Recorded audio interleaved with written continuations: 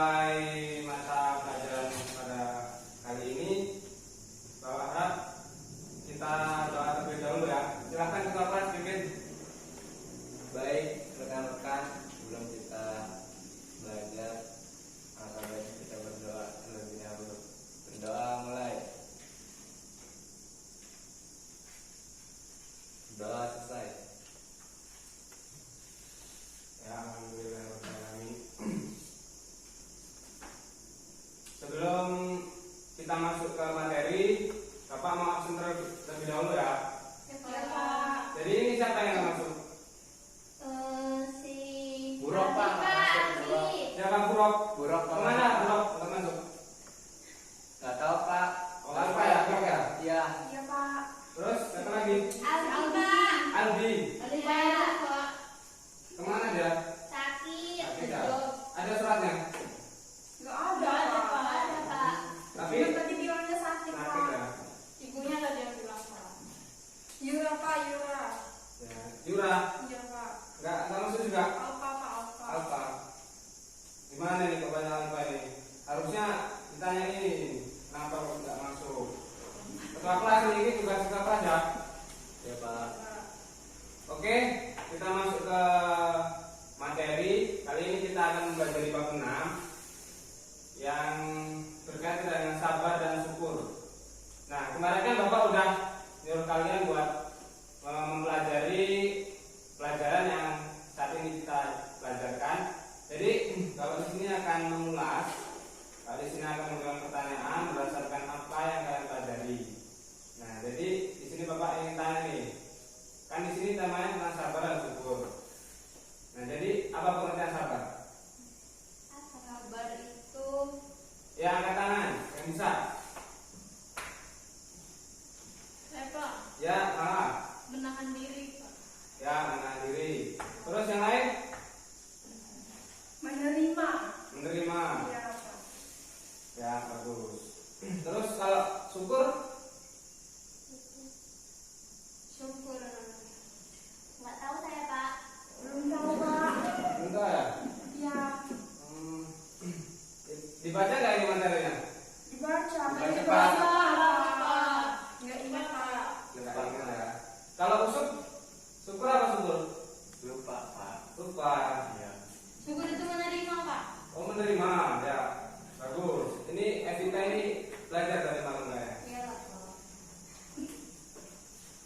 Oke, langsung saja. Jadi yang pertama itu sabar. Apa itu sabar? Jadi sabar itu benar yang dikatakan Evita tadi, menahan, terus menerima.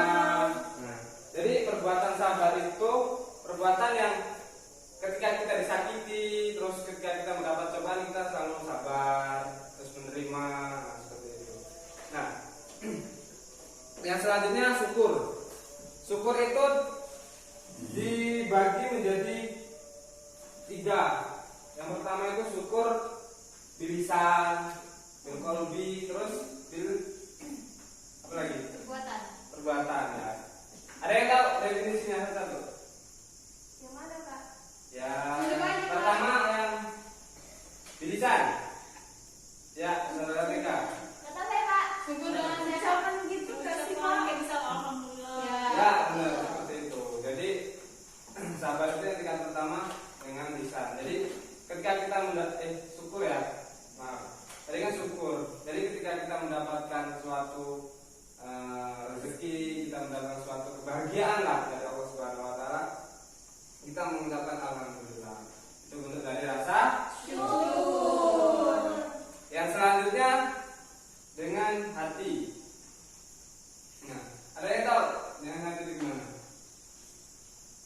Belum, Pak. Belum ya. Jadi dengan hati itu kan ketika kita mendapatkan rezeki tadi, kita mendapatkan suatu hadiah, nikmat dari Allah, kita yakin nih dari hati, oh berarti nikmat ini dari Allah Subhanahu Wa Taala.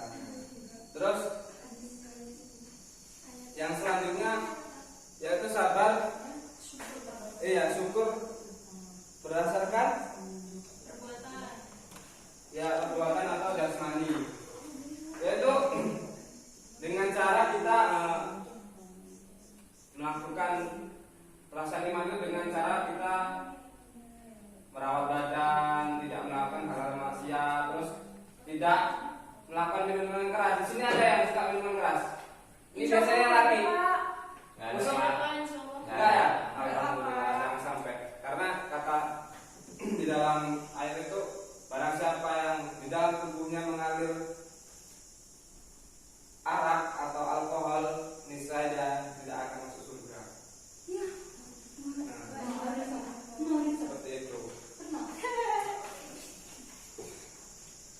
Nah, sebagaimana telah Nabi Muhammad SAW telah bersabda yang diriwayatkan dari Rahul Muslim, disadarkan, yaitu yang hadisnya an Abi Yahya Su'aib bin Sinan qala Rasulullah sallallahu alaihi wasallam ajaban li amril mu'min inna amruhu kulluhu khairun wa laisa dzalika li ahadin illa lil mu'min in asabathum sarra'u sakara fakana lahu wa in asabathu sarra'u sabara fakana lahu. Jadi artinya alangkah mengagumkan kalian orang-orang yang beriman karena semua keadaannya membawa kebaikan untuk dirinya, dan ini hanya ada pada seorang mukmin. Jika dia mendapatkan kesenangan, dia bersyukur, maka itu adalah kebaikan baginya. Dan jika dia ditimpa kesusahan, dia akan bersabar, maka itu adalah kebaikan baginya. Jadi jelas di sini, di hadis ini diterangkan bahwasanya seorang yang beriman, dia akan mempunyai sifat pertama sabar. Dan yang kedua, jadi kalau orang Islam kalau dia nggak sabar, dia nggak syukur, itu tidak beriman. tidak beriman, seperti itu. Jadi kedua sifat ini haruslah tertanam di hati kita, ya khususnya orang-orang yang beriman. Di sini saya mau tanya, sabar ini ada batasnya nggak sih? Nggak ada, Pak. Nah, tapi banyak orang-orang yang bilang sabar gua ini ada batasnya loh. Kesabaran gue itu udah habis, Pak. Sebenarnya pada hakikatnya sabar itu tidak ada batasnya. Jika orang itu kok membatasi rasa sabar, berarti dia belum melakukan yang namanya kesabaran. Terus kenapa kok kita dianjurkan untuk selalu bersyukur dan bersabar? Ada yang tahu? Bengong sih.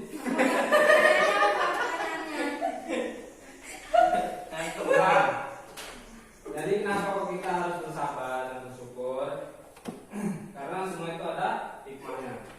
Bagaimana telah Nabi Muhammad SAW bersabda, An Abdullah bin Abbas radhiyallahu anhu qala Rasulullah sallallahu alaihi wasallam, wa'lamu anna sabara ma'a sabri wa anna faraja ma'al karbi wa anna ma'al usri yusra.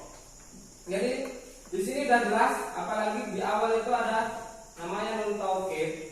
Nah, jadi kalau di dalam ilmu alat, ilmu nahwu, kalau kalian belajar bahasa Arab, itu ada yang namanya nun taukid yang mana menegaskan. Jadi benar-benar bahwasanya kita harus yakin di hati kita kalau setiap ada cobaan itu ada hikmahnya, dan setiap ada masalah itu ada solusinya. Nah, jadi inilah kenapa landasan kita harus bersabar dan juga bersyukur. Karena dengan yakinlah perbuatan sabar itu akan menuntun kita kepada jalan untuk menyelesaikan suatu masalah.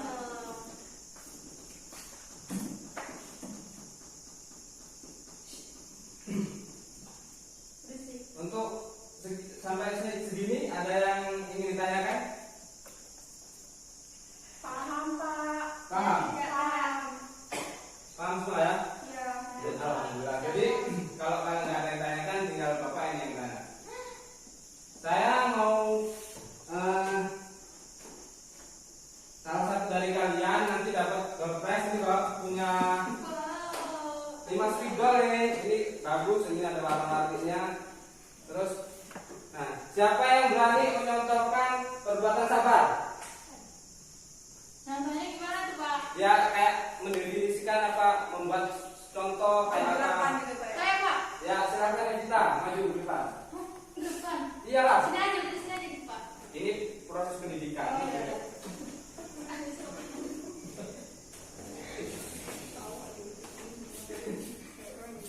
Oh, iya. Contohnya ketika kita tertimpa musibah, kita harus sabar. Kalau misalnya ada saudara kita yang meninggal atau kecelakaan atau apa, jadi kita harus bersabar. Ya bagus. Tepuk tangan dong.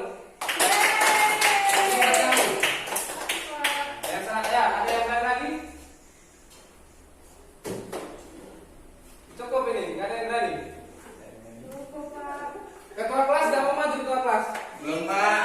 Kelas aja tuh Pak. Lumayan nih, masih banyak nih punya bapak. Nanti aja pak. Ada ya. Mungkin, nah kalau tidak ada yang tanya, mungkin itu tadi pemaparan dari bapak mengenai sabar dan syukur. Nah saya harap para siswa, adik-adikku, anak-anakku sekalian yang diulang kembali materi ini, kalau bisa diterapkan dalam kehidupan Sehari-hari. karena ini begitu penting, karena sudah jelaskan tadi.